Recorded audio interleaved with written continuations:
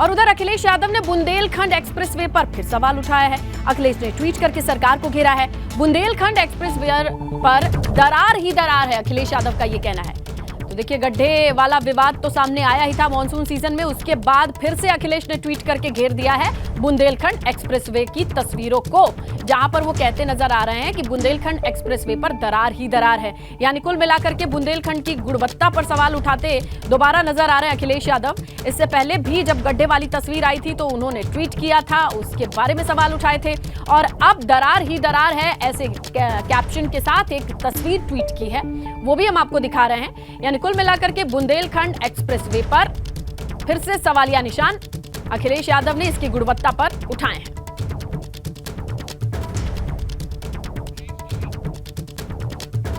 उत्तराखंड से आई खबर के साथ विधानसभा सत्र के दूसरे दिन कांग्रेस का हंगामा सामने आया है। विधानसभा भवन के पास गन्ना लेकर कांग्रेस विधायक पहुंच चुके हैं और गन्ने के समर्थन मूल्य को बढ़ाने की मांग है, और इसके प्रतीक में वो गन्ना लेकर के भी पहुंच गए हैं। गैरसैंण विधानसभा सत्र के पहले ये देखिए तस्वीरें, किसानों के बकाया गन्ना भुगतान को लेकर के हंगामा। कांग्रेस के ये विधायक हैं जो गन्ने के साथ भीतर दाखिल होने की कोशिश कर रहे हैं विधानसभा में। ऐसे में ये तस्वीरें सामने आई हैं।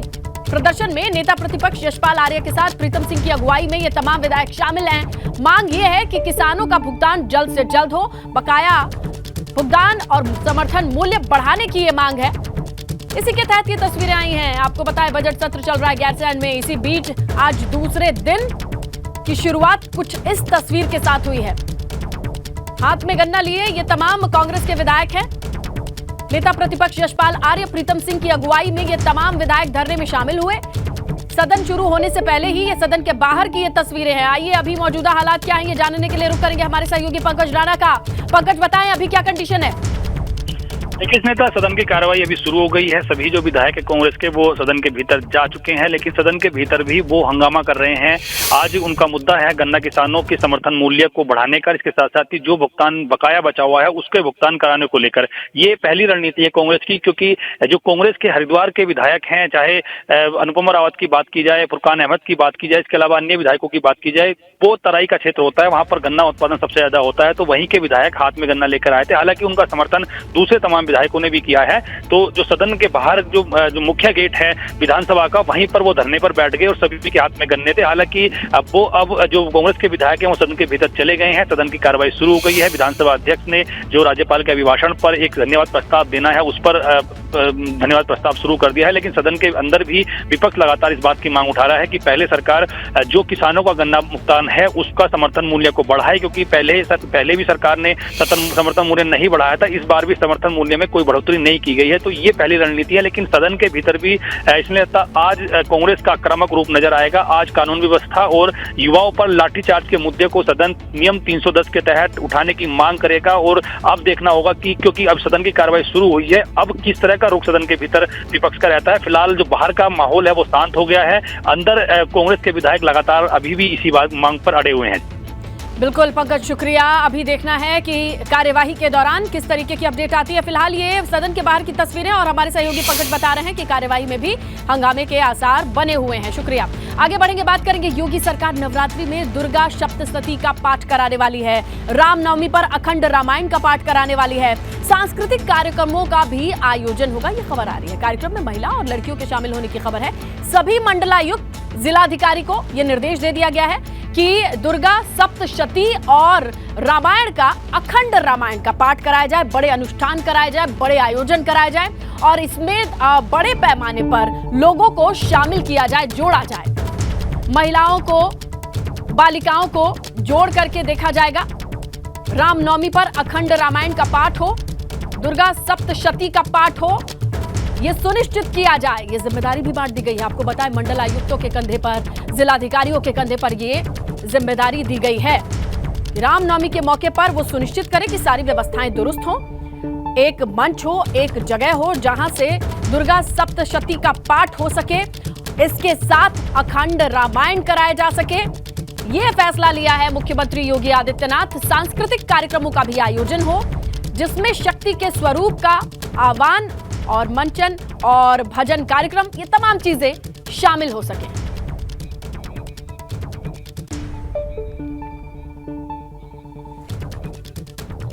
तो चलिए इस खबर का असर कैसे होगा, कैसे तैयारी की जा रही है या फिर इसे एग्जीक्यूट कैसे करना है, इसके लिए हम आपको लिए चलते हैं हमारे दो सहयोगियों के पास। लखनऊ से हमारे सहयोगी विवेक हैं तो नवीन है हमारे साथ वाराणसी से। विवेक का रुख करते हैं, लखनऊ से ही ये आदेश जारी हुआ है। विवेक, किस तरीके से इसे एग्जीक्यूट किया जाएगा, कितने बड़े पैमाने पर यह आयोजन होगा, जरा डिटेल्स दें।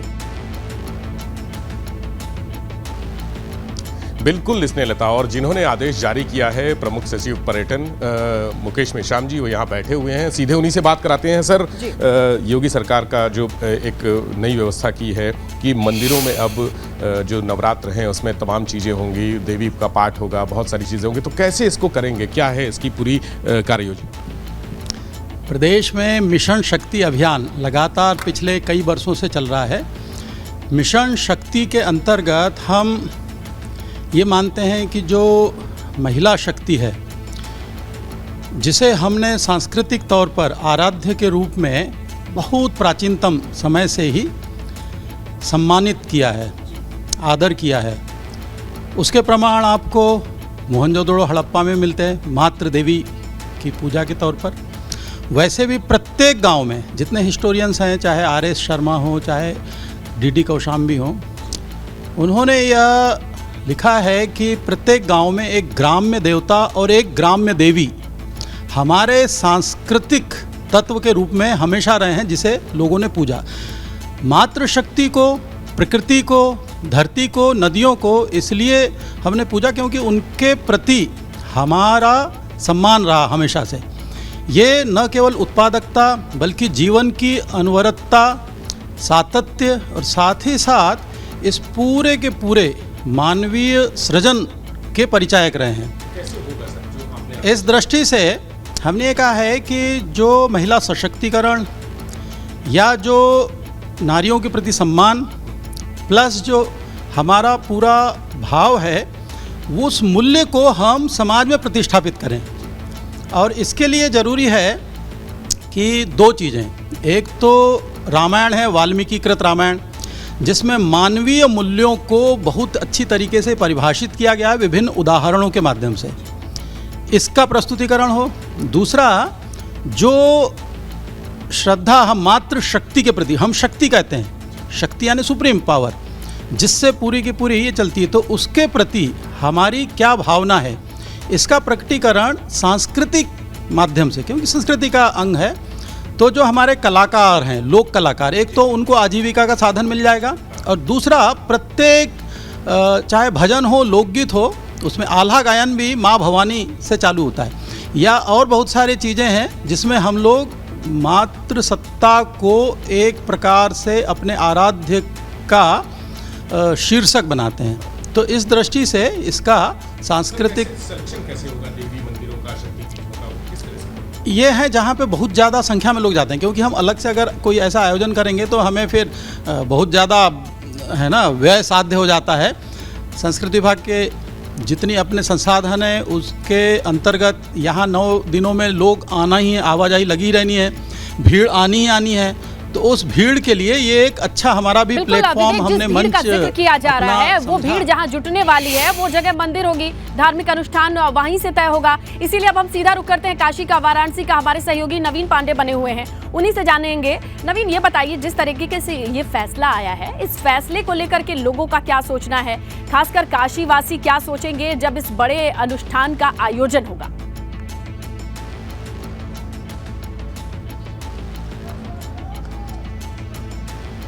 जी बिल्कुल, आपको बता दें कि काशी में शिव के साथ साथ शक्ति की भी आराधना नवरात्रि के मौके पर जोरों पर होती है। भारी संख्या में यहाँ पर मंदिरों और देवालयों में काफ़ी भीड़ होती है, काफ़ी श्रद्धालु होते हैं जो नवरात्रि के मौके पर माता का दर्शन करते हैं। हम इस वक्त वाराणसी के एक मंदिर में मौजूद है, अष्टभुजी माता का मंदिर है, वहाँ के लोगों से बात करेंगे। कुछ श्रद्धालु हैं हमारे साथ, उनके जानेंगे कि जिस तरह से सरकार दुर्गा सप्तमी और को लेकर अनुष्ठान कर रही है, उससे लेकर श्रद्धालुओं के मन किस तरह का भाव है? इससे तो श्रद्धालुओं के मन में भक्ति बढ़ती जा रही है और इसके वजह से लोगों के समाज में हर तरीके से भावना, भक्ति और समाज सेवा बढ़ती जा रही है।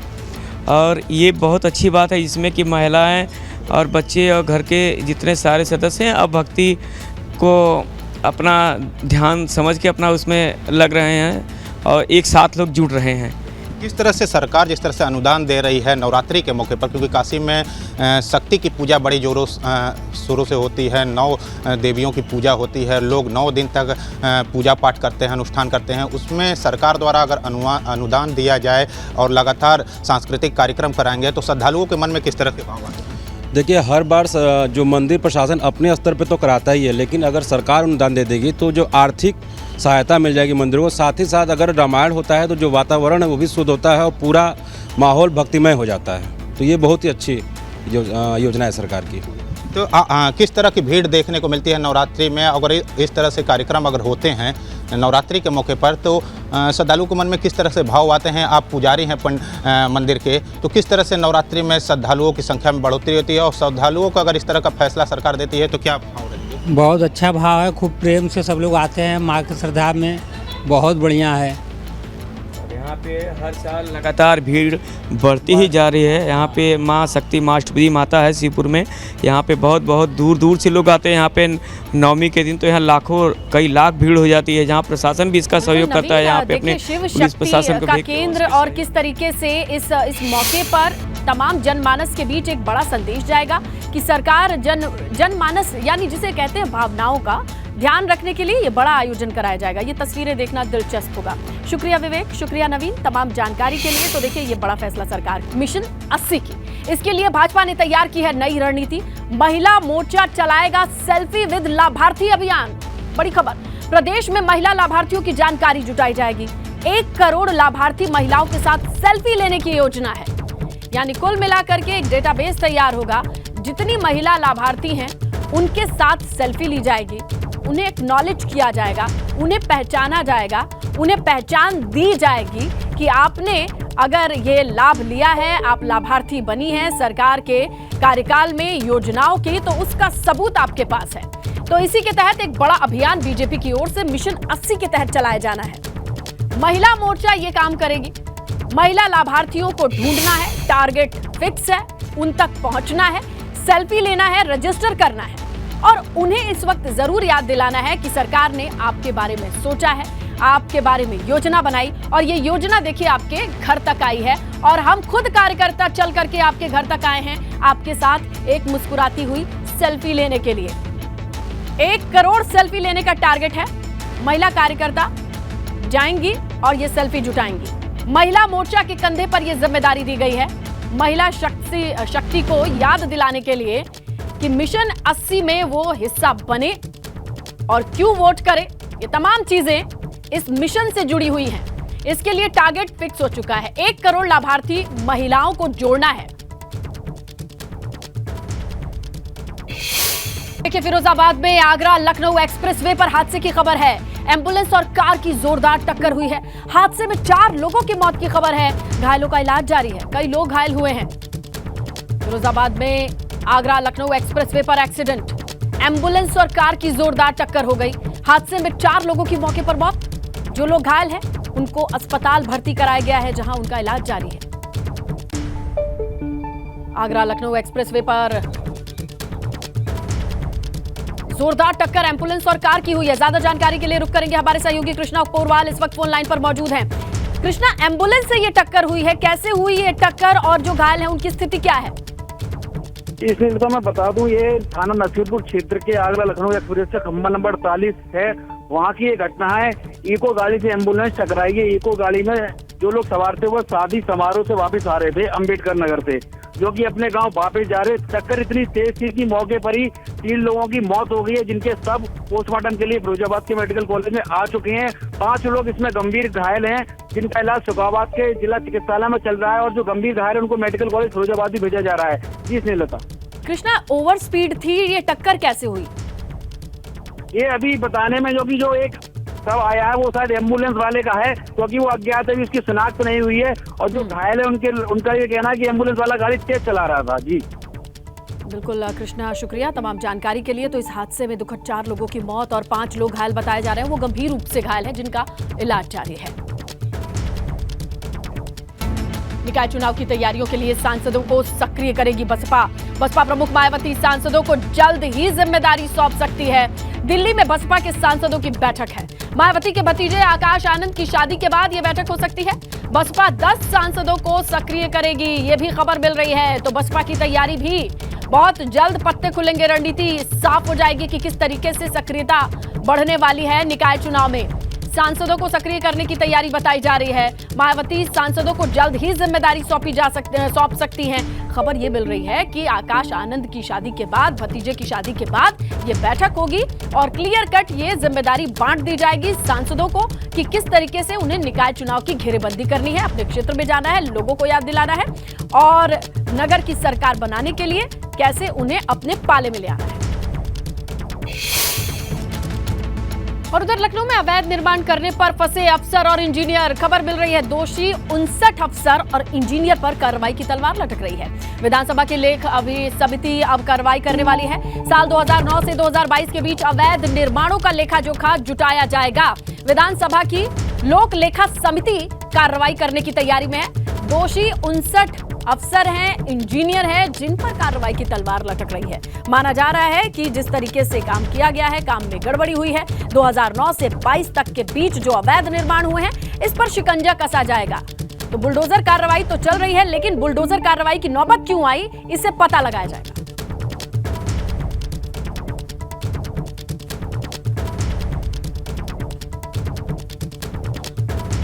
खबर कानपुर से है। बिजली कंपनी केस्को में दलालों का बोलबाला है। बताया जा रहा है कि एक दलाल 5,000 रुपए लेकर के बिजली कनेक्शन मुहैया करा देते हैं। जेई की सत्यापन रिपोर्ट के बिना ही ऑनलाइन आवेदन पर एक सोसाइटी में कनेक्शन करा दिया गया।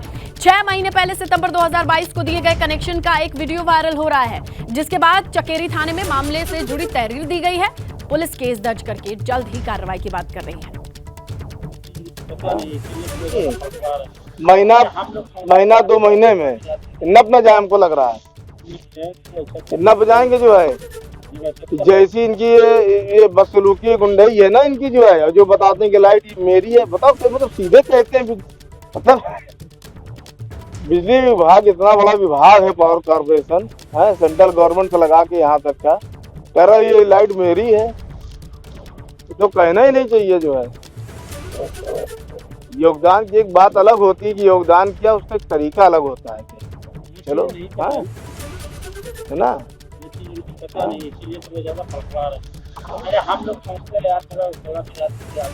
देखो एक चीज बता दें भाई मेरे, अगर हम कह रहे हैं, अगर नहीं सुनो, हम बता रहे हैं बिरादरी नहीं देखा जाता है। अगर आदमी अच्छा है, किसी भी जात धर्म का है, तो उसके साथ आप हमेशा खड़े रहिए। अगर मेरा भाई ये गलत है तो गलत है तो है भाई, ऐसा थोड़ी है, उसके साथ थोड़ी इतना।